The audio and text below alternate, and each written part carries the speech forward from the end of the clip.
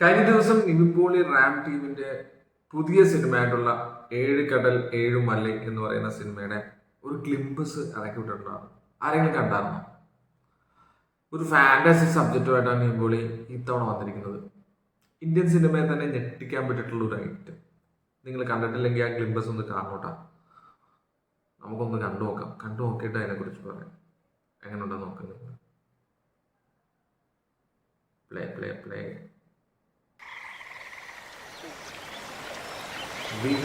ஒருத்தரை விட்டு ஒருத்தர் போகிறதுக்கு வேணாம் 1000 காரணம் இருக்கும். ஆனால் ஒருத்தர் கூட ஒருத்தர் போகிறதுக்கு ஒரே ஒரு காரணம் மட்டும்தான் இருக்க முடியும். அது என்ன சார்? காதல்.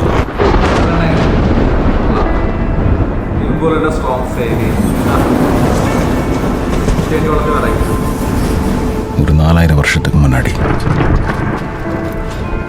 ஒரு பாலைவனம், ஒரு அரண்மனை, அதில் ஒரு நிலாமுற்றம். சாயங்காலமாக நீங்கள் அங்கே வந்து நின்றீங்க. தலையிலிருந்து கீழே வரைக்கும் ஃபுல்லாக ட்ரெஸ். திடீர்னு அடித்த காற்றுல முகத்திற மேலே பறந்துச்சு உங்கள் முகம். கீழே இருந்தவங்க எல்லாம் ராணின்னு கையெடுத்து கும்பிட்டாங்க. நானும் கும்பிட்டேன். முதல்ல நான் உங்களை பார்த்தப்ப நீங்கள் ஒரு ராணி.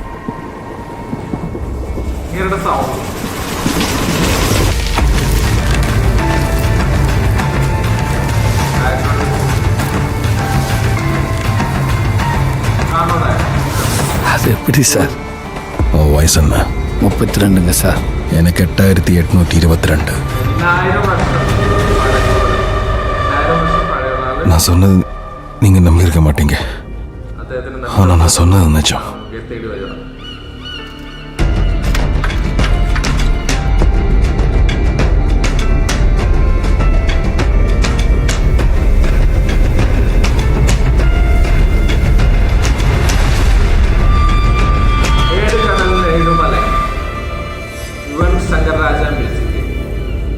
അഞ്ജലി സൂരി റാമിന്റെ പടം.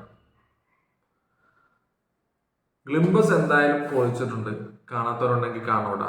നല്ലൊരു ഗ്ലിംബസ് ആണ് അവർ ഇറക്കി വിട്ടിരിക്കുന്നത്. നല്ലൊരു ഫാന്റസി സബ്ജക്റ്റ്.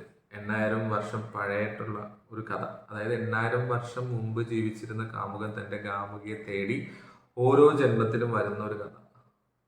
കൊള്ളാല്ലേ? നല്ലൊരു ഫാന്റസി അല്ലേ? അതൊക്കെയാണ് ഈ ഗ്ലിംബസ് കാണുമ്പോൾ നമുക്ക് തോന്നുന്ന കാര്യങ്ങൾ. കാമുകിയെ തേടി ഓരോ ജന്മത്തിലും വരുന്നു. കൊള്ളാം, വെറൈറ്റി ആണല്ലേ? നിവിൻ പോളി ഫാന്റസി ഒക്കെ പിടിക്കണ കാണാൻ നല്ല രസമാണ്. അതിനകത്ത് ഇങ്ങനെയുള്ള സബ്ജക്റ്റ് ലവ് കൂടി ആകുമ്പോൾ പൊളിക്കും. പിന്നെ കോംബോ സൂരി എല്ലാം കൊണ്ടും യുവൻ ശങ്കർ രാജയുടെ മ്യൂസിക്, ആ ഒരു കോംബോ എല്ലാം കാസ്റ്റിംഗ് ഒക്കെ അടിപൊളിയാണെന്ന് തോന്നാം. ഈ ഒരു ഗ്ലിംബസ് കാണുമ്പോൾ അഞ്ജലി സൂരി, നിവിൻ പോളി, യുവൻ എന്ന് പറയുന്നത് ഇപ്പോൾ യുവൻ ശങ്കർ രാജ. കുഴപ്പമില്ല, പോക്കായിരുന്നു. യുവന്റെ മ്യൂസിക്, ആ ബാക്ക്ഗ്രൗണ്ട് മ്യൂസിക് ആണെങ്കിലും ഇതിനകത്ത് കേൾക്കുമ്പോൾ നല്ല സെറ്റാണ്, ഒന്നും പറയാനില്ല. ഒരു ഗ്ലിംബസ് കിടുവായിട്ടുണ്ട്. കുറെ നാൾക്ക് ശേഷമാണ് നിവിൻ പോളിയുടെ ഇങ്ങനത്തെ ഒരു ഗ്ലിംബസ് കാണുന്നത്. ഇപ്പം മലയാളി അതിന്റെ കണ്ടായിരുന്നു, അത് വേറൊരു ലൈനിലാണ് പോകണം. പക്ഷെ ഇതൊരു പക്ക റൊമാൻറ്റിക് ഒരു ഫാന്റസി മൂഡിൽ സെറ്റ് ചെയ്ത് വെച്ചിട്ടുണ്ട് റാം. പൊളിക്കും. ഈ ഒരു സിനിമ നല്ലൊരു വിജയമാണെന്ന് പ്രതീക്ഷിക്കുന്നു. കാരണം ഇത് കാണുമ്പോൾ തന്നെ തിയേറ്ററിൽ പോയി കാണാനുള്ളൊരു മൂഡ് സെറ്റ് ചെയ്യുന്നുണ്ട്. അങ്ങനെ വേണം. ഇപ്പൊ ടീസർ ആയാലും ക്ലിംബസ് ആയാലും ട്രെയിലർ ആയാലും അത് കാണുമ്പോൾ അതിന്റെ തീം നമുക്ക് മനസ്സിലാവും. അത് ആ തീം വെച്ചിട്ട് നമുക്ക് തിയേറ്ററിൽ പോയി എക്സ്പെക്ട് ചെയ്യാൻ പറ്റണം. അത്ര മതി. ആ കാര്യത്തില് റാമും വിജയിച്ച് നിവിൻ പോളിയും വിജയിച്ച്. ഇതെന്തായാലും തിയേറ്ററിൽ പോയി കാണാം. നിങ്ങളും പോയി കാണാൻ.